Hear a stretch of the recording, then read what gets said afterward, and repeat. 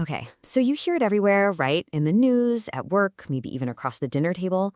The robots are coming, AI is coming for our jobs. But is it really this inevitable tech takeover, or is the truth, a lot more complicated? Let's get into it.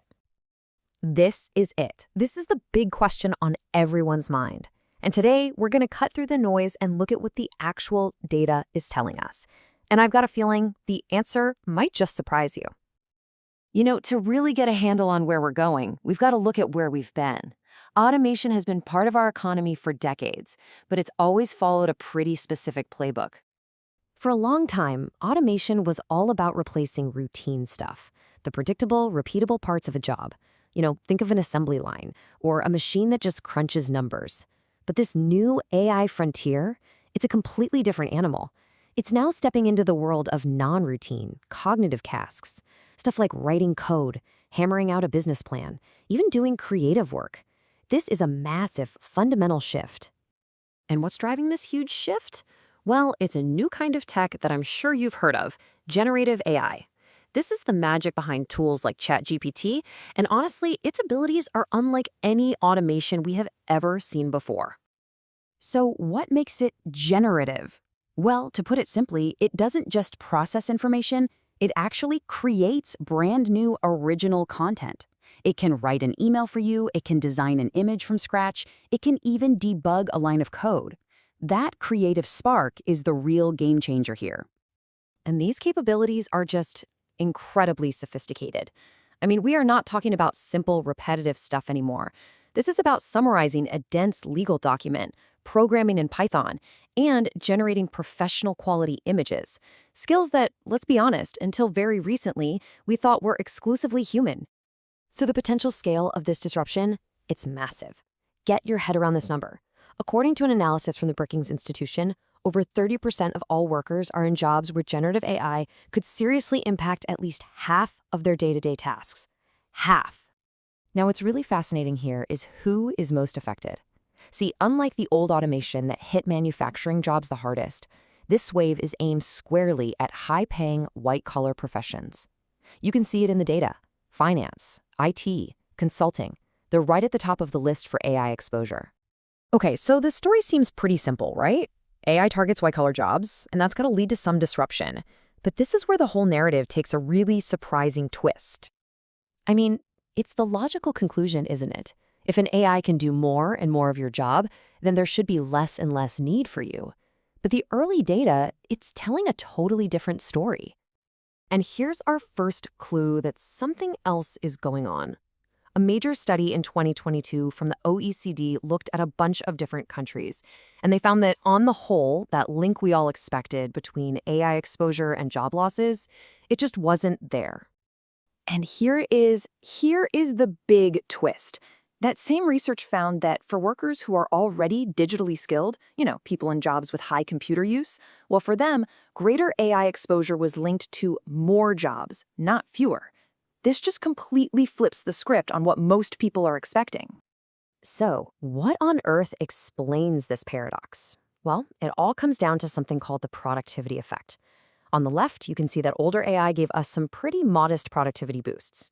But on the right, whoa, recent experiments with generative AI are showing massive performance gains. We're talking 40 to 50% improvements on things like professional writing and coding. So when a tool makes a skilled worker that much better and that much faster, it doesn't replace them. It actually increases the demand for their expertise, which can then create even more jobs. The crucial thing to understand here is that AI's impact isn't just one single story. It's actually creating a split in the labor market, where the outcome for you really depends on your role and your skills. And this brings us to the key way of thinking about AI's impact, substitution versus augmentation. Is AI a tool that replaces what you do, or is it more like a co-pilot that enhances what you do and makes you better? So let's look at substitution first. These are the jobs with a really high potential for automation. Roles in admin support, finance, legal services. A lot of them involve tasks like data entry, scheduling, and prepping documents that, frankly, AI is getting really, really good at. And this analysis reveals a pretty stark demographic trend. Because women are overrepresented in these administrative and support roles, they face a significantly higher exposure to this automation risk. A full 36% of the female workforce is in these highly exposed jobs, compared to just 25% of the male workforce. And this is exactly how you get that tale of two workers. On one side, you've got high-skill augmentation, where digitally savvy workers are actually seeing job growth. But on the other side, for workers in less computer-heavy roles, AI exposure is linked to a reduction in their average hours worked. So it's not necessarily losing your job, but it's a slow squeeze on your work. Okay, but now let's look at the incredible power of augmentation. Take jobs like doctors and judges. They have incredibly high exposure to AI. I mean, a machine can analyze medical scans or legal cases faster than any human. But, and this is the key, these roles are also highly complementary to the tech. We still need a human for that final diagnosis, that high-stakes judgment call, that empathy with the patient. In these jobs, AI becomes a powerful tool, not a replacement. And this leads us to a really critical social question. Who gets to decide how this technology gets used? We're seeing what the Brookings Institution calls a great mismatch.